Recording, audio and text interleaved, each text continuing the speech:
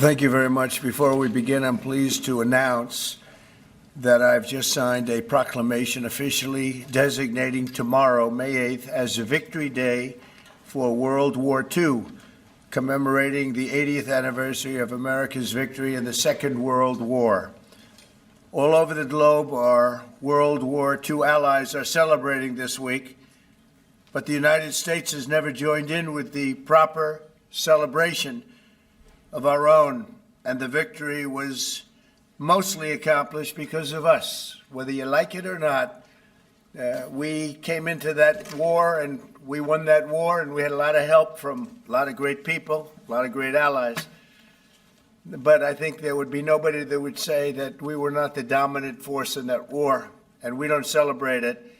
And I think that's a great disservice to the people that lost their lives and people that fought so hard in winning World War II, and also a separate Victory Day for World War I, and we're going to be doing that too.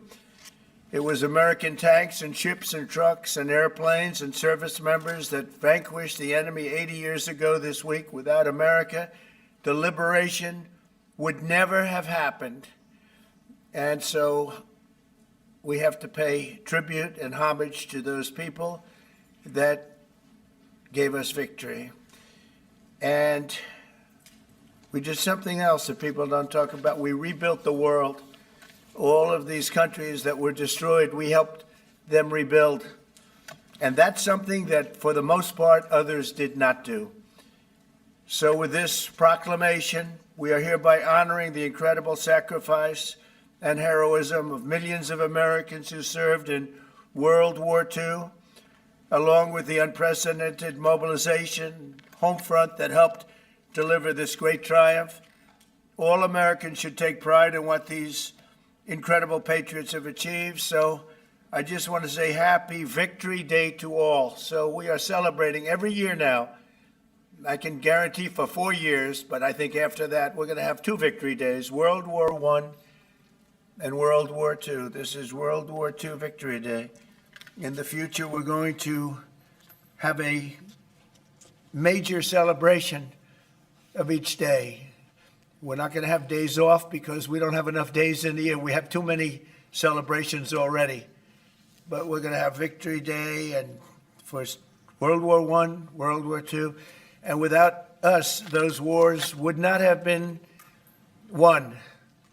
I think we can say that, would not have been won.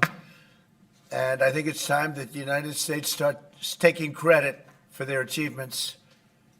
And I really believe it's a shame. You know, I was watching for the last week, and I noticed France, I noticed other countries all getting ready for Victory Day.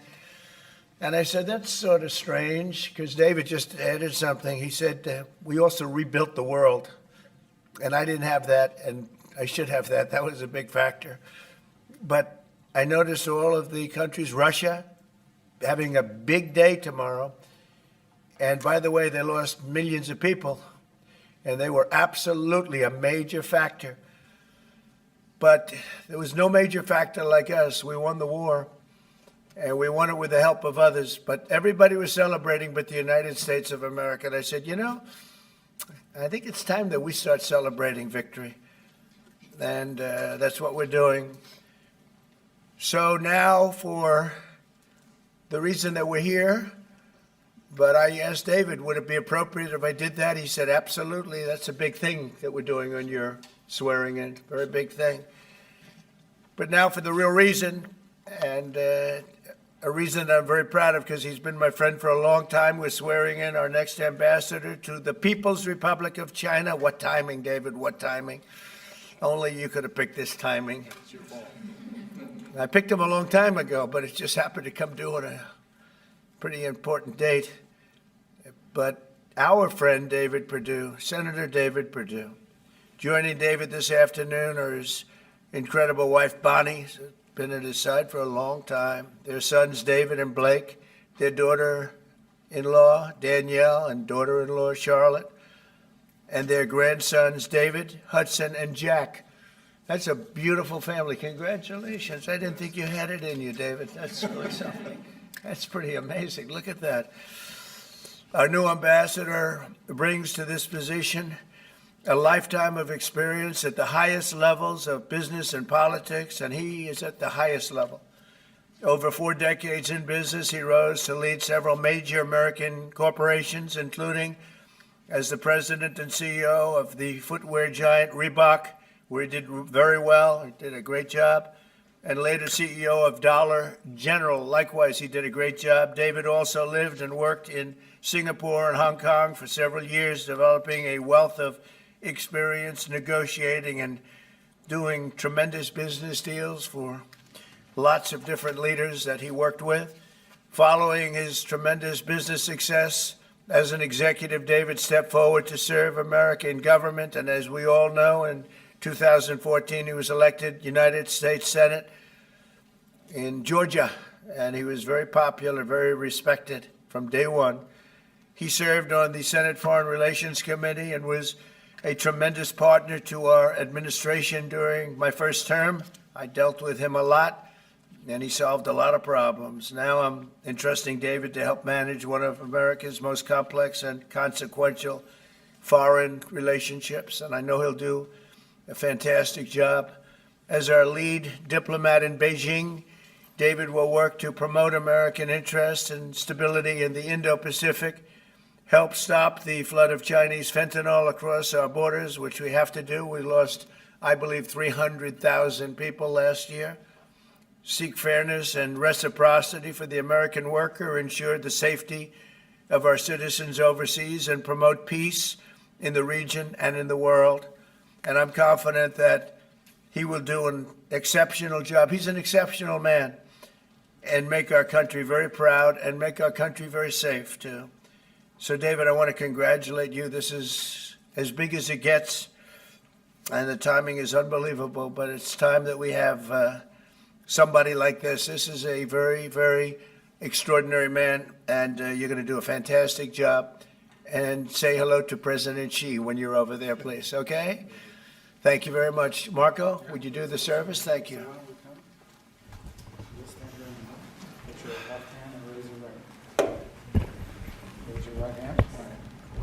I state your name. I, David Perdue, Do solemnly swear do solemnly swear that I will support and defend that I will support and defend the Constitution of the United States the Constitution of the United States against all enemies, against all enemies, foreign and domestic, foreign and domestic, that I will bear true faith that I will bear true faith and allegiance and allegiance to the same, to the same, that I take this obligation freely that I take this obligation freely without any mental reservation without any mental reservation or purpose of evasion, or purpose of evasion, and that I will well and that I will well and faithfully discharge and faithfully discharge the duties of the the office duties of the office on which I am about to enter. on which I'm about to enter. So help me God. So help me God.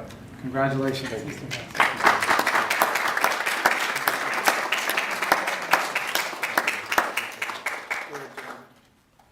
David, would you like to say something?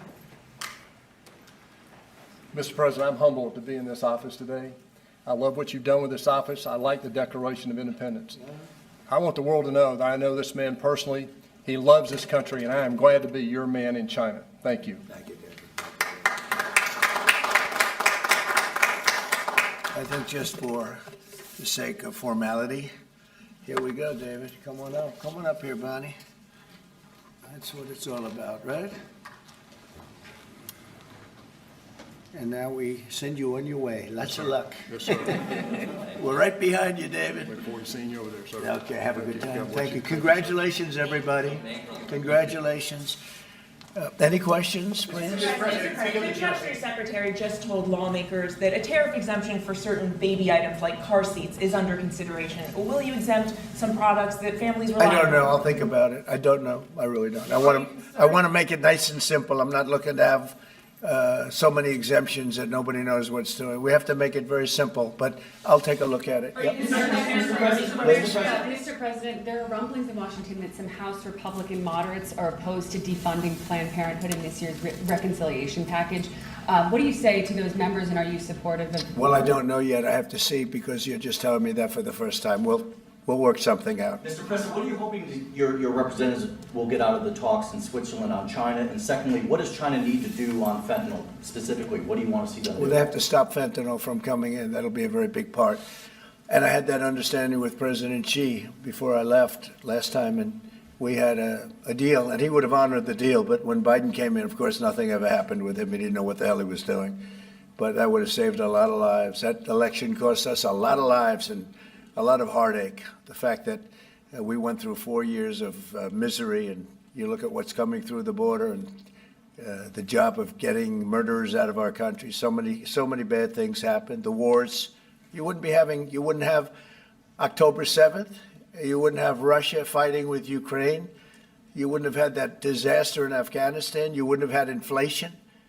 All these things would have not taken place. So sad to see what happened. Any other questions?